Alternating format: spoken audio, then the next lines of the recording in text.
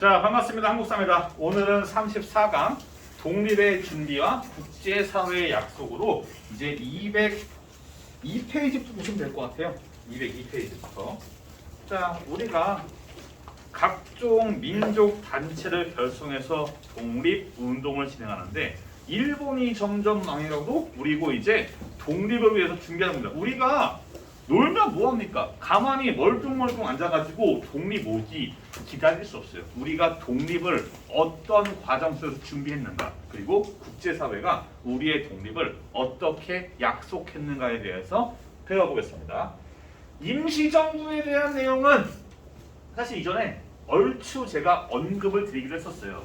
다시 한번 텍스트를 통해서 만나보겠습니다. 일단 윤봉길 의사의 상하이 훈커우 공원 도의거 이후에 일본군이 혈안이 돼가지고 이제 우리 임시정부를 추적하고 탄압하고 견제합니다. 그래서 임시정부가 202페이지의 지도에도 있는데 이제 거기 상하이부터 시작해가지고 쭉 이동합니다. 이리저리 계속 일제히 탄압을 피해서 이동하다가 마지막에는 충칭으로 이동합니다. 충칭에서 정착한 이후에는 원래 임시정부를 이끌던 김구 중심으로 대동단결해서 김구를 주석으로 앉히는 주석제의 단일 지도 시스템을 갖춥니다. 체제를 확고히 한 겁니다. 그리고 이전에 광복군 할 때 설명드렸어요. 자, 광복군 중요한 거니까 복습 한번 가봅시다. 간단하게. 예. 화면 보시면서 복습하는 분도 한번 따라해 보세요. 자, 광복군 사령관 누굽니까? 김좌진이요? 지청천이요. 지청천이지. 정신 차려. 좌진 형이 왜 나와 여기서? 자, 지청천이고. 자, 그리고 또 이들이 여기 있죠. 대일 선전포고는 물론 임시정부가요. 임시정부가 41년도에 일본이 태평양 전쟁을 일으키니까 임시정부도 선전포고를 일으켜가지고 우리가 일본에 대해서 맞서 싸우고 있고 앞으로도 계속 싸울 것이라고 어필을 하는 겁니다. 물론 이게 임시정부가 발표한 거지만은 광복군과 임시정부는 크게 분리를 하기가 애매해요. 왜냐면은 어쨌든 간에 임시정부의 산하 군사 조직이 광복군이기 때문이에요. 그래서 선전포고. 그리고 이건 일본. 대일 선전포고. 이거 적을 필요 없어요. 이거는 이제 복습이니까 다 있어요. 그리고 실제로 일본과 싸우죠. 어디에 파견됩니까? 얘들아? 어디에 광복군이 파견되나요? 인도랑 어디? 미얀마. 미얀마. 정신 차려. 그리고 이제 일본의 패망이 눈앞에 왔을 때 우리가 미국 OSS랑 합작해서 뭘 계획합니까? 국내 진공작전. 그렇죠. 국내 진공작전. 땡큐. 오케이, 땡큐. 자, 이런 것만 알아도 우리가 어제 본 모의고사는 사실 이게 원래 모의고사 범위가 시간이 가면 갈수록 늘어나요. 지금은 아직 현대사가 안 났거든요. 그렇잖아요, 사실. 광복군도 충분히 많이 나옵니다. 11월 모의고사에 광복군하고 예상해 봅니다. 나올 수도 있겠지. 여튼간에 이렇게 선전포고를 합니다. 그리고 백번 김구는 우리가 일본과 맞서 싸우는데 사상과 이념으로 단체가 나뉘어서 되겠냐라고 하면서 임시정부와 사회주의 계열의 통합을 시도합니다. 먼저 김원봉에게 연락해서 김원봉이 조선의용대의 일부를 이끌고 내려와서 임시정부와 통합합니다. 그래서 광복군의 부사령관으로 이제 김원봉이 가게 되는 겁니다. 또한 이따가 나오는 조선 독립동맹, 김두봉 등 사회주의자에게도 연락을 합니다. 이들은 당장 어렵고 45년 9월달이나 10월달 이때 어떨까요? 라고 얘기하지만은 일본이 그 전에 패망해서 완전한 의미의 사회주의와의 통합은 실패합니다. 역사에 만약은 없어요. 만약이 있으면은 롯데도 우승하고 스토크도 우승합니다. 그런데 만약에 뭐 김구랑 김두봉이 결합을 했다? 상당히 흥미로운 역사적 소스가 될 수도 있는 겁니다. 어떻게 보면.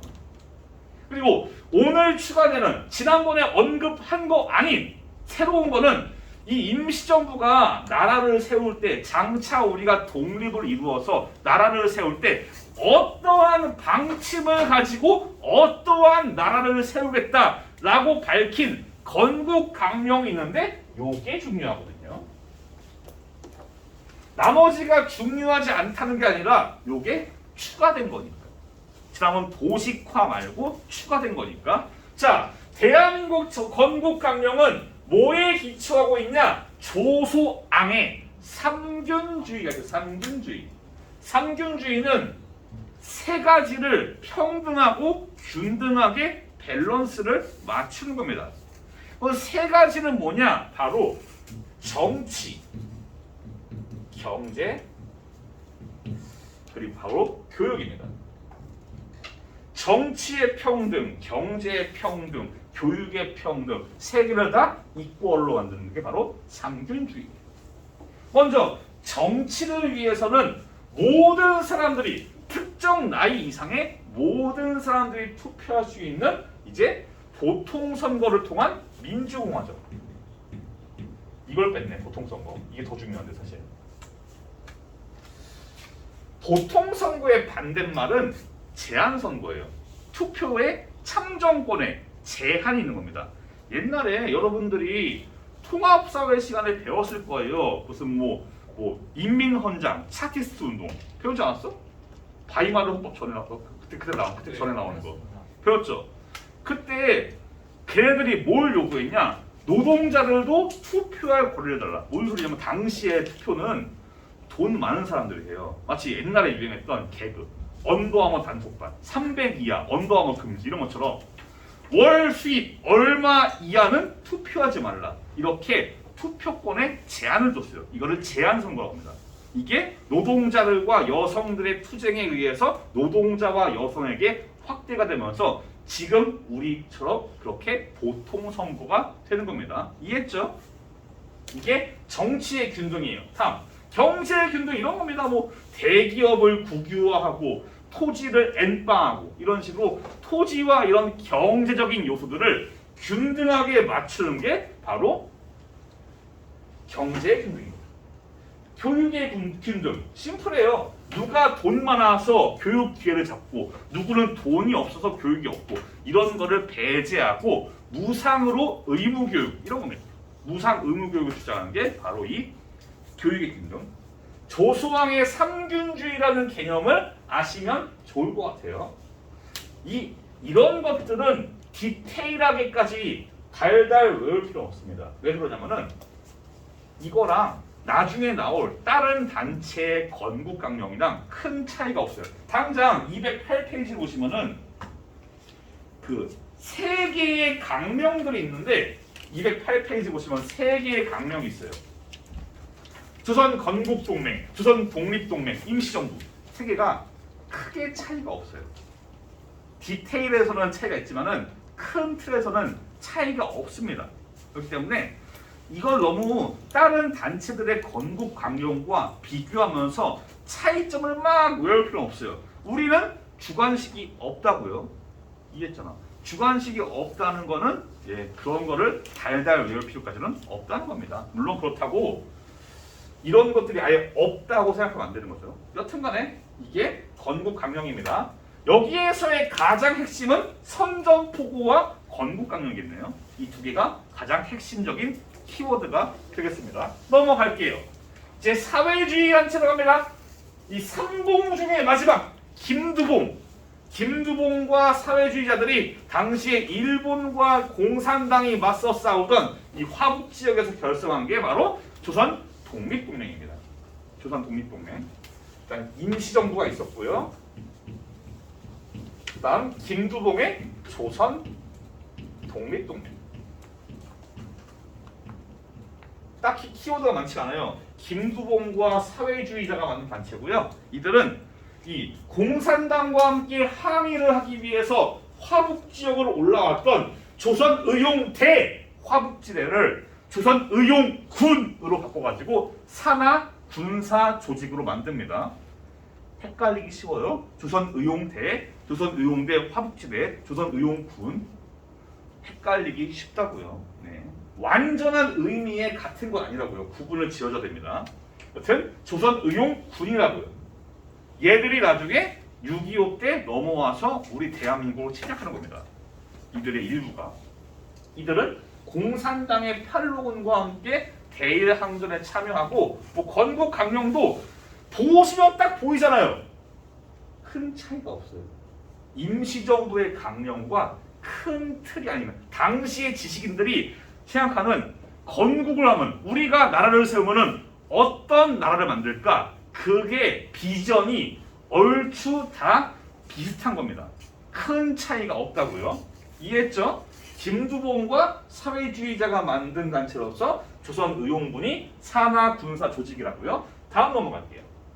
요게 교과서가 개정되면서 추가된 부분입니다. 저도 이 부분은 배우지도 않았고 가르친 적도 없어요. 하지만 등장했습니다. 미국 지역에서도 이렇게 독립운동이 이어지고 있다는 겁니다.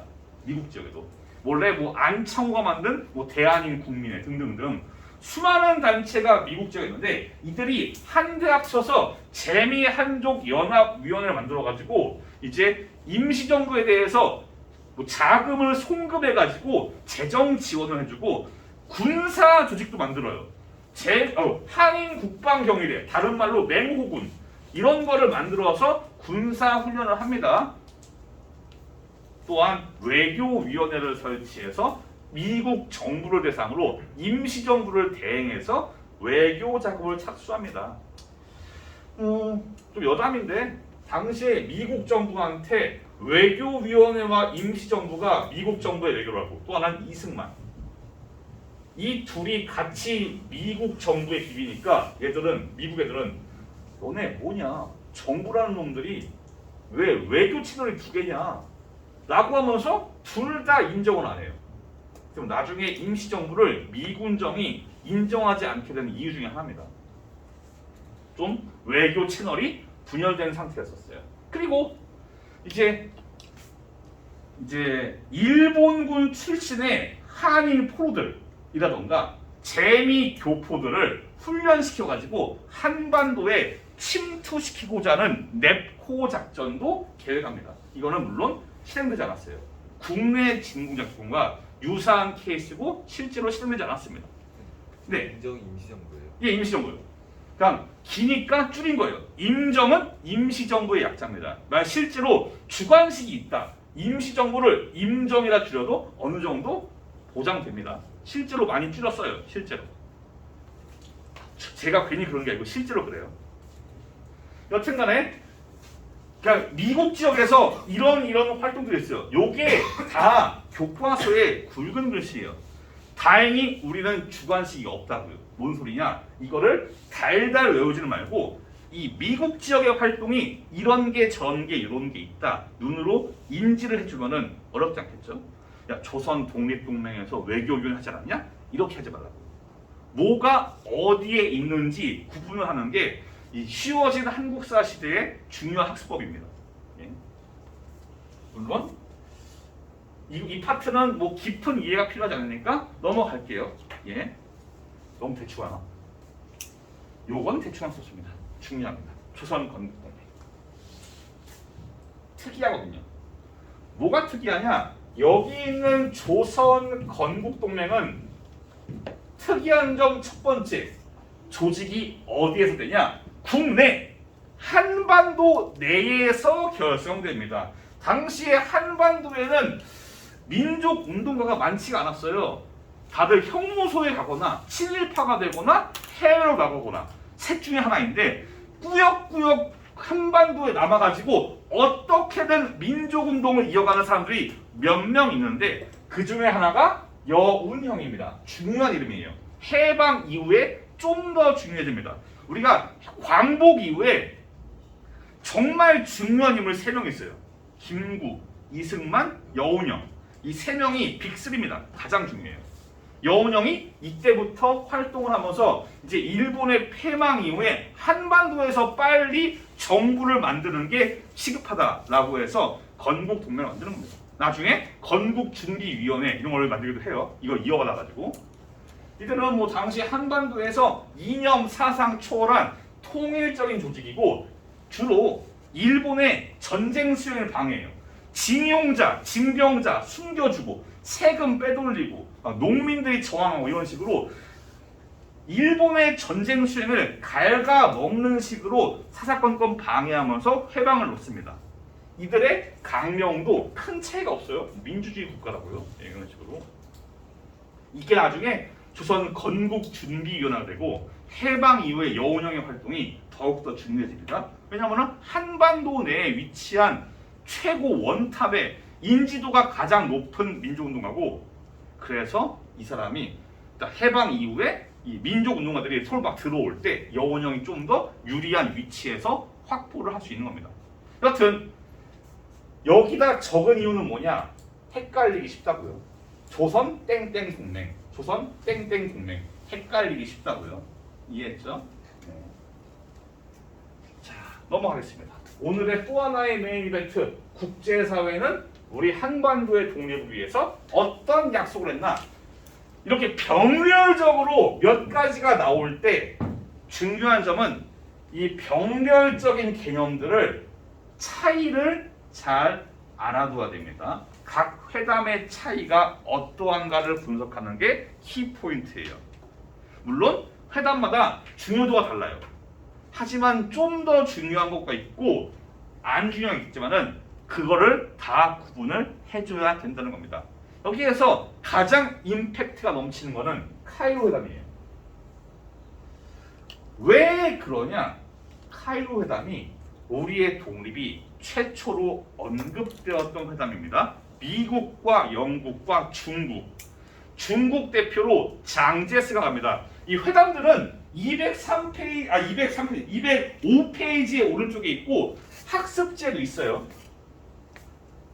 우리는 장제스를 빨아줘야 됩니다. 장제스가 우리 독립에 끼친 영향이 정말 큽니다. 왜 그러냐? 이때 중국은 딱 두 가지 들고 가요. 안건, 중국 대륙에서의 일본의 타도, 그리고 우리의 독립, 한국의 독립. 미국과 영국은 한국 독립 체제가 없어요. 특히 영국. 영국은 식민지가 정말 많아요. 한국 독립 해주면은 다 독립해. 이러니까 영국은 정말 생각 없는데 갑자기 회의 끝날 때쯤에 갑자기 막 장제스가 자 안건에 있습니다. 한국, 한반도, 동아시아 독립 가야 됩니다. 얘기를 해요.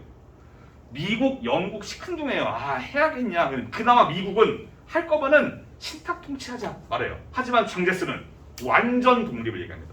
그리고 영국은 정말 싫어요. 아 독립해야 되냐? 하지 말자. 계속 미국과 영국이 반대를 해도 장제스는 초질관 독립 갑시다. 장제스가 계속 우겨가지고 결국 회담의 결정문에 뭐가 들어가냐? 한반도, 한국의 독립이 들어갑니다. 단 정말 영국은 치기 싫었어요. 그래서 이상한 조항이 들어가요. 여러분들 동창들 간에도 친한 사람이 있고 아닌 사람이 있어요. 어색한 동창끼리 20년 만에 만나. 반갑다. 잘 지내니? 이름 몰라. 잘 지내지? 그래. 뭐하고 지내? 그래. 언제 한번 밥 한 끼 먹자 이렇게. 정말 연락 안 합니다. 그냥 말만. 언제 연락해? 밥 한 끼 하자. 연락 안 해요. 번호도 모르거든. 교환도 안 했어. 근데 연락한대. 뭔 소리냐면은 정말 독립을 시키기 싫으니까 적절한 시기에 in due course라고 해가지고 적절한 시기. 독립시켜줄게. 나중에. 그런 식으로 미룬 거예요. 어찌됐든 간에 미루든 나발이든 간에 문서로 우리의 독립을 확인시킨다는 게 들어가 있는다는 자체가 중요한 거예요. 이게 최초의 카이로 회담. 그 다음은 얄타입니다. 얄타는 카이로보다 중요도 떨어져요. 그러면 얄타에서는 직접적으로 한반도의 문제가 거론이 된 게 아니에요. 간접적으로 장차 전쟁 끝난 다음에 패전국이라던가 이 패전국의 식민지들 이들에 대해서 이들이 어떻게 정부를 꾸리냐, 민주주의에 의한 임시정부를 토대로 보통선거, 자유선거를 실시해서 민주주의 국가를 만든다. 이런 식으로 이제 장차 만약에 우리가 독립한다면은 이런 식으로 꾸려진다라고 틀을 잡은 거예요. 직접적으로 한반도의 문제가 나온 건 아닙니다. 그래서 중요도가 조금 덜해요. 추가적으로 이제 비밀협정으로 당시에 이제 일본과 미국이 태평양에서 아웅다웅 싸우는데 일본 애들이 올타임 또라이 레전드 히틀러 때문에 그렇지 상도라이예요. 일본도 전쟁 수행이 상식적인 게 아니에요. 특히 오키나와를 미군이 칠 때 얘들이 오키나와 주민들한테 어떤 짓을 하냐면은 애를 안고 있는 어머니한테 사이에다 폭탄을 깔아요. 부비트랩을. 그리고 밀어버려요. 그럼 도망가잖아. 미군은 당황합니다. 저 뭐야? 애가 울고 있네? 일단 잡아서 애를 드는 순간 터지는 거야. 꽝. 말도 안 되는 그런 식이에요. 뭐 가미가제라던가 자살을 강요하고 가장 많은 피해 본 게 오키나와 사람들이에요. 막 자살을 강요해요. 이제 미군 오면은 얘는 다 죽었다. 그러니까 명예롭게 죽어라 이러면서 폭탄가 던지고 죽이고 이러면서 어마어마한 피해를 주고 미군도 분명히 일본이 허접해요. 싸우면 100% 이기는데 싸우는 방식이 쌍또라이에요. 그러니까 목소리가 나발이고 이해를 못해요. 합리적으로. 왜 저렇게 싸우지? 이해를 못해요. 그러니까 미국도 계속 피해를 봐요. 여기서 계속. 근데 저 위에 소련은 놀고 있어요. 야, 잘 싸운다 이지라고 있어요. 그러니까 미국이 야, 소련아 놀지 말고 와서 싸워 임마 이러면서 얄타회담의 비밀협정으로 소련의 일본전 참전이 결정됩니다만 실제로 안 해요. 계속 간봐요. 굳이 싸울 필요가 있냐 이러면서 멀뚱멀뚱 보고만 있어요. 다음 포츠담은 이제 일본에 대해서 무조건 항복을 발휘합니다. 처음에 일본한테 항복을 요구해요. 일본이 간을 봅니다. 우리 항복할 때 조건이 있어. 전범 재판 우리가 할게. 말도 안 되는 개소리를 하니까 연합군들이 모여가지고 야 일본아 개소리 하지 말고 그냥 닥치는 데 항복해. 무조건 항복. 토달지 말고 항복해라. 촉구합니다. 예. 그리고 여기에서 한반도와 관련 있는 거는 일본의 영토를 제한합니다. 거기 있는데요. 205페이지 아래쪽에 카이로 선언의 조항은 이행된다.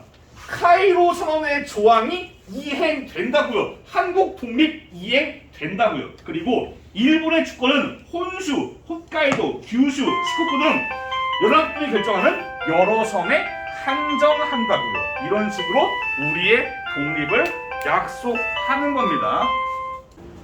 이런 연합국의 요구에 대해서 일본은 항복을 하냐? 아닙니다. 일본은 항복을 하지 않고 오히려 이상한 짓을 해요. 사실 일본이 이 당시에 올타임 레전드 또라이인 히틀러가 있어서 그렇지 일본도 만만치 않은 쌍또라이들입니다. 자 보자면은 물론 이 시기의 일본이요. 지금 일본 말고 당시에 이 태평양 지역에서 미국과 일본이 싸우고 있는데 일본 애들이 그야말로 상식적이지 않은 전투를 해요. 미국이 당연히 세고 미국이 당연히 압도하는데 일본이 당연히 지지만은 이상하게 져요. 일본은 좀 여러분도 많이 알다시피 뭐 가미가제 전술이라던가 갑자기 막 얘가 총을 안 쓰고 갑자기 막 칼을 빼들고 텐노이크 반자이로 달려들어요. 이게 뭐하는 짓이야? 뭔가 상식이 안 맞아요. 느낌이 뭐 인명경시 무슨 뭐 인간 어뢰 그래죠. 어뢰에 자기가 타가지고 간다던가 이상한 짓을 해요. 그런 또라이 기질이 가장 잘 보인 게 오키나와 전투예요. 오키나와를 공격할 때 당연히 미국이 이길 것이고 이겼습니다. 근데 일본이 이상하게 쳐요. 오키나와 사람들을 뭐 자기들의 방어에 이용합니다. 뭐 예를 들면은 뭐 아기 엄마한테 이렇게 안고 있잖아. 요 사이에 폭탄을 설치하고 들이밀어요. 도망가잖아. 어디로? 미군한테. 미군은 당황한 거예요. 애 엄마가 애를 안고 뛰고 있어. 뭐야 저거? 빨리 불러와. 잡아가지고 애를 딱 일단 안는 순간 텅 터지는 겁니다. 인간 부비트랩, 고기 방패 이런 식으로 오키나와 사람들을 이용하고 막 자결을 강요하고 상식적이지 않은 전투가 태평양 전쟁 내내 발생하니까 미국 입장에서는 일본이 무서운 게 아니라 또라이이기 때문에 얘들이 뭘 어떻게 싸울지 모르는 거예요. 항복을 하지 않고 오히려 이 일본 본토 안에서 1억 총국세. 우리는 1억 명이 다 죽을 때까지 싸우겠다. 이러니까 미군 입장에서는 야, 오키나와 칠 때도 그 지랄을 했는데 일본 본토에 1억 명이 그 지랄을 한다고? 순간 쫄은 겁니다. 아 이거 안 되겠다. 답 안 나온다. 사이즈가 안 나온다. 항복을 안 해. 그런 상황이니까 항복 안 하시면 마침 따끈따끈한 개발을 신무기가 있네? 안녕 일본아? 이게 리틀보이 톡보이란다? 잘 부탁해 이러면서 신무기를 보여주는 겁니다. 히로시마랑 나가사키.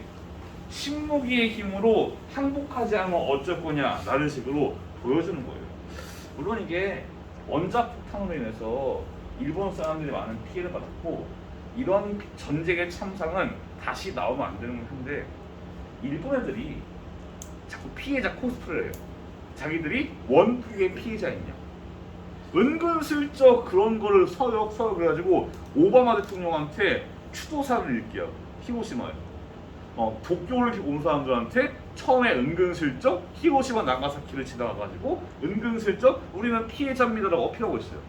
모든 침략 전쟁과 일본의 살상, 히로시마 나가사키에서 사람들이 죽었지만은 일본군에 의해서 수많은 사람들이 죽었어요. 난징에서 대학살을 당하고 동남아시아 상 죽고 수많은 참상이 있었단 말이죠. 그런 것들에 대해서 부정하면서 히로시마 나가사키만 피해자이냐? 잘 안 되는 상황이에요. 여튼 리틀보이 팻보이 꽝꽝 터지니까 일본이 항복을 하지 않아요 아직. 근데 이제 북쪽에서 소련이 이때까지 놀고 있다가 8월 9일부터 만주를 침공하기 시작하면서 더 이상 버틸 수가 없게 되자 일본이 그제서야 항복합니다. 이러면서 우리는 광복을 얻게 되었어요. 다음 시간은 이제 냉전 체제의 성립과 변화, 한국사 속의 세계사, 현대사 파트로 넘어갑니다. 다음 시간에 뵐게요. 감사합니다.